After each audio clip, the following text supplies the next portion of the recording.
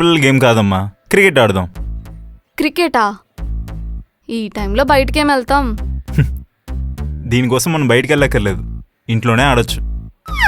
ఇంట్లోనా? మా 90s వాళ్ళందరికీ ఒక డ్రీమ్ ఉంటుంది తెలుసా, తనకు వచ్చే పార్ట్నర్తో హోమ్ క్రికెట్ ఆడాలని. మా బౌలింగ్లో మీరు 6 కొడుతూ మీ బౌలింగ్లో మేము అవుట్ అయితే ఆ ఫీలే వేరేగా ఉంటుంది. అయితే ఆడదాం. సరే అయితే నువ్వు తలా సిఎస్కే టీము, నేను కోహ్లీ ఆర్సీబీ టీము, సరేనా? ఆర్సీబీయా? గెలిచినట్టే.